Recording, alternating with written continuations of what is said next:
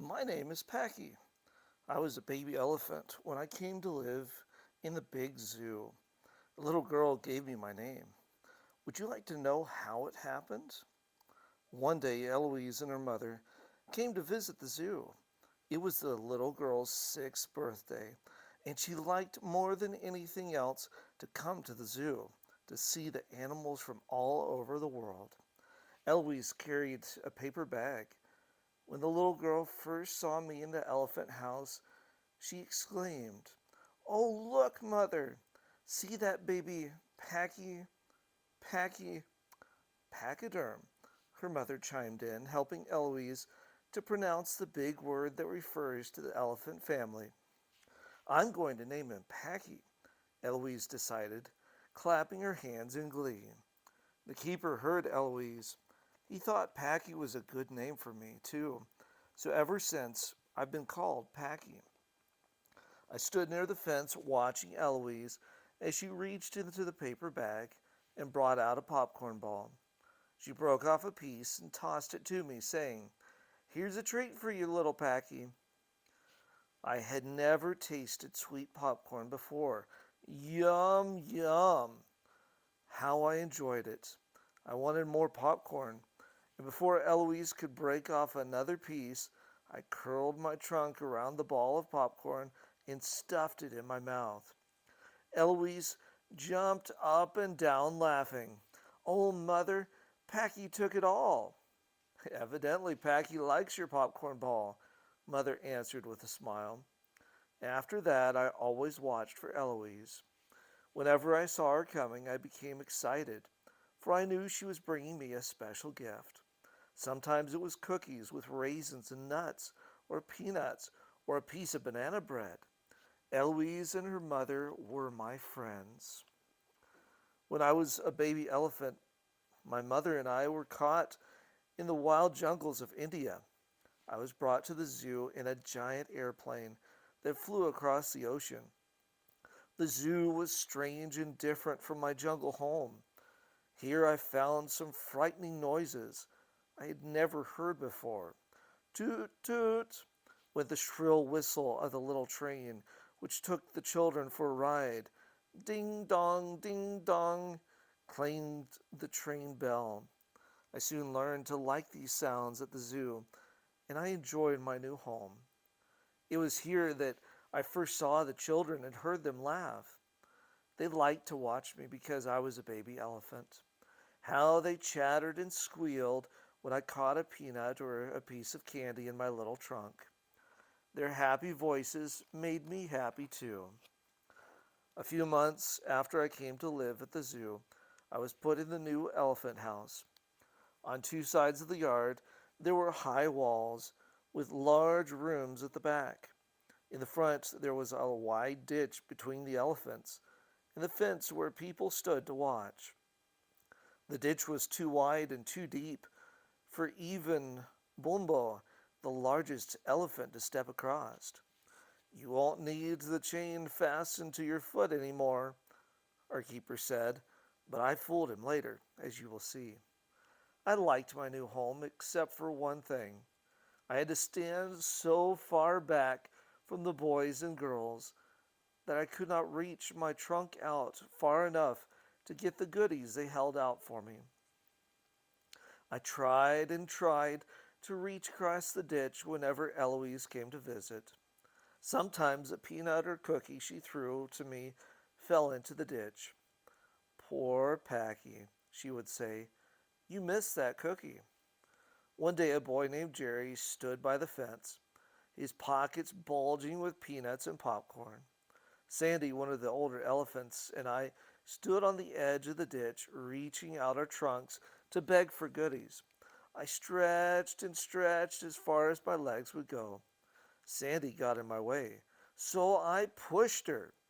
That made her mad, and she swung her trunk around and slapped me and gave me a big push. Whoa! I lost my balance and toppled over into the ditch right into a puddle of water. Plunk! I squealed and trumpeted for help. The boys and girls shouted excitedly. Packy fell in the ditch. Jerry called for the keeper to come. The man ran to the ditch and looked down at me. Well, Packy, how did you get down there? I trumpeted my fiercest call and waved my trunk wildly back and forth in reply. What shall we do to get you out? The puzzled keeper asked as he scratched his chin. The keeper went away to find the zoo director. Soon the two men came back with several helpers who carried boards and saws and hammers and nails. The men began to saw the boards and fasten them with nails. I did not like all the noise of sawing and hammering. I squealed and tried to climb out, but every time I put my feet up on the side of the ditch, I fell back down. What a predicament I was in! One of the men put a ladder into the ditch, and he climbed down to where I was. Another man followed the first one down the ladder. Then the men at the top slid some boards into the ditch, and before long they had built a steep boardwalk called a ramp. I was supposed to walk up this ramp, but I did not like the idea. Even though I was a young elephant, I weighed more than 1,000 pounds. Every time I tried to climb up, I slid back and went splash into the puddle of water in the ditch. Go on, Packy, walk up the ramp, man begged as they pushed me and prodded me along. I tried as hard as I could, but I slid back each time. Finally, the men gave up and climbed out of the ditch. I wondered how I would ever get out. Why had I been so piggish? If I had not been so selfish and pushed Sandy, I wouldn't be in such a predicament. Soon the men came back with a harness. They fastened it around my stomach. Then the men at the top pulled and tugged while the men at the bottom pushed. I got about halfway up the boards when zip! I slid back to the bottom on top of one of the men. We both went splash into the puddle. I think the fall hurt him, for the other man helped him up the ladder, and he didn't come back. Finally, the zoo director came with a block and tackle. We'll have to get you out of there in a jiffy, he promised, as he fastened the harness securely to the chain. I was lifted up, up, up. They swung me around in the air. I squealed and I kicked, but before I knew what was happening, I was on the ground safe and sound. I learned a good lesson, not to push and shove, and I never fell into the ditch again. I liked my zoo home. My elephant friends were Vicky, Sandy, Nellie, and old Bumbo. We had plenty of good food, and the keeper was kind to us. Vicky was a clever elephant who knew how to make people laugh. She was sly, and she enjoyed teasing our keeper, old Johansson. When Ol was not watching, she would turn on the water faucet and get a drink, and then she would squirt water on him or on a visitor who might be standing by. Of course, everyone laughed who saw this prank. Vicky was nearly grown when I came to live in the elephant house, but we became good friends. We liked to be together. One night our keeper came in, as he always did, and patted our heads and trunks and told us to go to sleep. He usually slept nearby, but this night he went out and did not come back. We had not been asleep long when we were awakened by bright flashes of lightning and a loud clap of thunder. Crash! Boom! How the thunder rolled. The storm brought a downpour of rain. There was more thunder and lightning, and we were afraid. Vicky moved closer to me, and all the elephants huddled together. Again, a bright flash made the sky almost as light as day, Boom, boom, the thunder rolled. Vicky and I tried to get out, but we were locked in the elephant house. What could we do? Another clap of thunder rolled overhead, louder than before. We jumped forward and pushed with all our strength. The door broke open, and we hurried out into the rain. We looked for our keeper, but we could not find him. Then we got the scent of a man inside a closed truck nearby. By shaking the truck, we woke the man and he opened the door. "What do you elephants want?" he asked. We tried to tell him we were scared and wanted company. Although he was not our keeper, we were happy to find him. Vicky put her trunk around the man's waist and lifted him off the ground.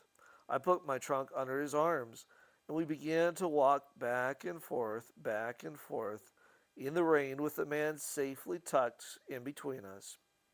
Somehow we felt better in the storm with this man beside us, but we were all afraid, even the man. We walked around the zoo grounds until it began to get light. When the storm was over, we put the man down and he led us back to the elephant house. "You are well named, Packy," he said, "for you certainly like to pack people around." The morning was beautiful after the storm. The trees and bushes sparkled in the sunshine after having been washed clean by the rain. When the gates of the zoo were opened, people began to come. Fathers and mothers brought their boys and girls to have a wonderful picnic. I stood on the edge of the wide ditch, as close to the visitors as I could get. All day the boys and girls brought good things for us to eat. I kept looking up and down the path for my friend Eloise. Would she come today? I wondered. It was getting late in the afternoon, and there was no sign of Eloise. There were so many people crowding around the fence, I was afraid I might not see her. Then I heard a familiar voice calling, "Packy, Packy, guess what I brought you today?" I saw Eloise in a pretty red and white dress squeezing her way between the visitors until she got up to the fence in front of me. How happy I was to see Eloise. She reached in her bag and threw me the most delicious cookie I had ever tasted. "Do you like my macaroon?" she asked. Eloise and her mother gave me all the goodies they had in the paper bag.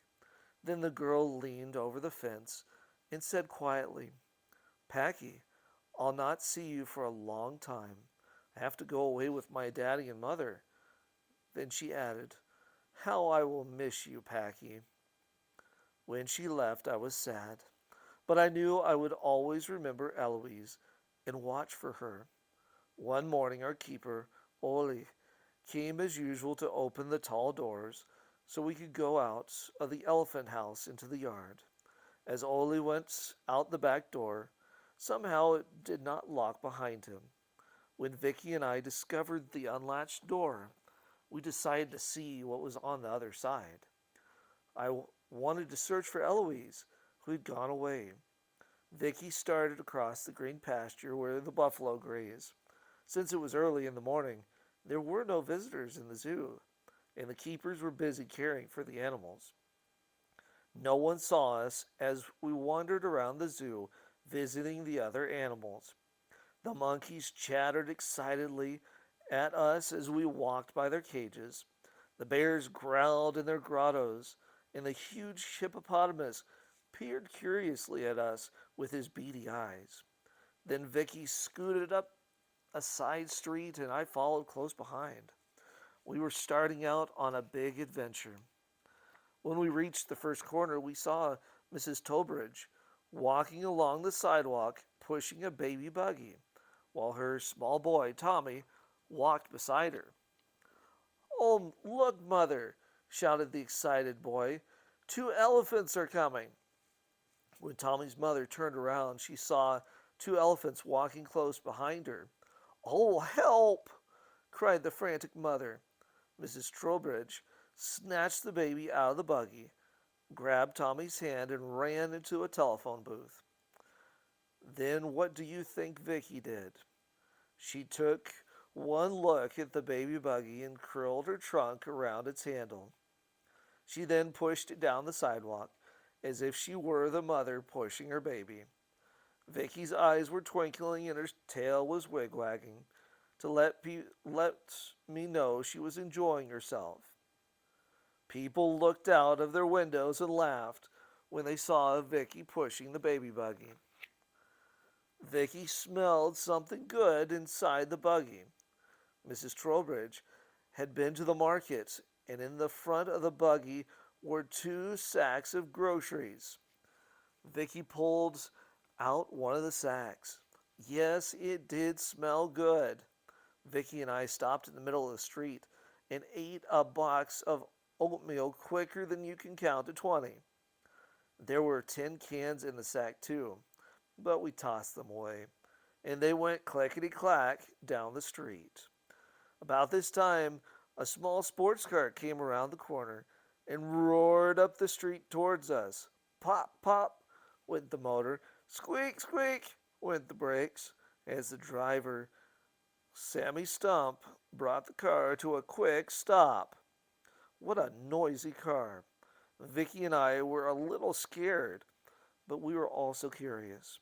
We ambled over to take a closer look. When Sammy saw us coming, he scrambled out of the seat, ran to the sidewalk, and climbed the first steps he saw.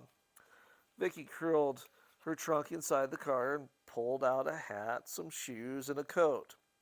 She smelled something to eat. She nudged around in the pockets and found a sack of candy. Yum! The candy was good. Vicky sat down to enjoy it. But where do you think she parked herself? She sat down on the front fender of the little automobile. Crunch, crunch. The fender gave way, and Vicky hit the pavement with a thud. All the while, Sammy Stump shouted excitedly, "Go away! Leave my car alone!" As we walked along, the boys and girls laughed and shouted at us from the windows. What fun they were having watching us parade up the street. I looked and looked for Eloise, but I did not see her in any of the windows. Vicky led the way around the next corner. Across the street she saw a wide doorway. As she headed straight for the opening, I was close behind. We walked into a warehouse and found a man lying on the cement floor under a big yellow tractor. We wondered what was wrong, so we went over to see, but we got tangled up on the way. One of the helpers yelled, "Mike, look, you have company." Imagine Mike's surprise when he saw 8 elephant legs tangled up in his spray rig and felt the hose he was using to spray paint on the bottom of the tractor start to pull away from him. Mike quickly rolled out from under the tractor, exclaiming, "Whoopee! What is this? A circus?" He shot some yellow paint on Vicky's trunk and then raced out the nearest door. Some of that sticky paint got on me too. We shook and shook, trying to get it off. There were so many tractors in the warehouse, we had to climb over one machine and push another out of the way to get out. In the doorway stood a giant machine we couldn't squeeze by. That did not stop us. We put our heads against it and quickly shoved it right out the door into the alley. Vicky knocked over a garbage can and it went clattering down the street. When it came to a stop, she stepped into the can. The garbage can stuck to her foot like a tin shoe. She kicked and kicked, but the tin shoe did not shake loose. I came to her rescue by pulling it off with my trunk while she held up her foot. We shuffled along until we came to the main street of the city, where many people were walking and cars were buzzing here and there. It was funny to watch the people scurry inside the stores when they saw us. The cars got out of our way too, and soon the street was empty. Sniff, sniff. We smelled popcorn. Where was it? As we trudged on down the wide street, we found a popcorn stand. We pushed a couple of parked cars out of the way to get up to the popcorn. I wondered if Eloise was in the store, since she often brought me popcorn. The girl selling popcorn wasn't Eloise. When she saw us, she shouted, "Whee!" She dropped a sack of popcorn on the floor and ran out the side door. There were bags of peanuts, sacks of candy, buckets of popcorn, and boxes of Cracker Jack. Yum, yum. We had never seen so many good things to eat. Peanuts and candy and popcorn. We ate and ate until there was none left. We heard a train whistle as we ambled up the street. Toot toot. Was this the little railroad train at the zoo? No. We found we were near the railroad yards. We walked through big doors into the station waiting room. What a commotion we made! When the ticket seller behind a little window looked up and saw an elephant's trunk waving before his eyes, he was so frightened he jumped on top of the counter and scattered tickets all over the floor. A red cap spilled a cart of luggage, and a little girl dropped her dolly on the floor. Toot toot! An engine whistled outside. Toot toot! All aboard! Called the conductor. When we poked our heads through the station door, we saw a train going chugging down the tracks. Choo choo, choo choo. After tripping over a couple of suitcases and stepping on a lady's hat box, we left the railroad station in search of further adventure. By this time, we wanted a drink of water, for the peanuts, popcorn, and candy made us thirsty. Seeing some trees and bushes nearby, we hurried toward them. Soon we found we were in a park that reminded us of the jungle. We tramped through a green hedge and flattened a bed of pansies on our way to the pool. There were water lilies and goldfish in the pool. When we waded in, the fish darted out of sight as quick as a wink. Vicky and I sucked the cool water into our mouths. We drank and drank. Then we spouted water all over our backs and took a bath. The clean, cool water felt delicious. We frolicked in the water until we saw two boys playing catch with a ball. It looked like fun, so we ventured near. Plop! That ball hit the ground beside us. I picked up the ball with my trunk and walked away. The boys came running after me, shouting, "Give us our ball!" While I was trying to find out if the ball was good to eat, Vicky saw our keeper coming through the park towards us. She trumpeted and ran into the thick shrubbery. I dropped the ball and followed close behind her. Our keeper had not discovered we were missing until telephone calls began to pour into the office at the zoo. The police station called to report the two elephants were loose on the streets. The director of the zoo sent our keeper and his helpers to find us. The keeper whistled and called, "Vicky, Packy, come back!" But we pushed deeper into the brush until we were all tangled up. The men almost caught us, but we trumpeted so sharply they were afraid to come near. We stayed in the bushes all night. We could hear the men calling us to come out, but we didn't move. The next day we were hungry, so we ventured out, and that was when our keeper lured us with grain and hay. Before we knew it, we were back at the elephant house with Sandy, Nellie, and old Bumbo. Our adventure was over, and I had not found Eloise anywhere. Weeks and months went by, and then one by one the years rolled by until almost 10 years had passed. I watched for Eloise, but she did not come. I wondered if I would ever see her again. One day I was lying down in the yard. Suddenly I heard a familiar voice calling, Packy, Packy, come here. I raised my big ears and listened. It sounded like the voice of Eloise, but I could not see her anywhere. I pushed my big body up as quickly as I could and walked over to the edge of the ditch.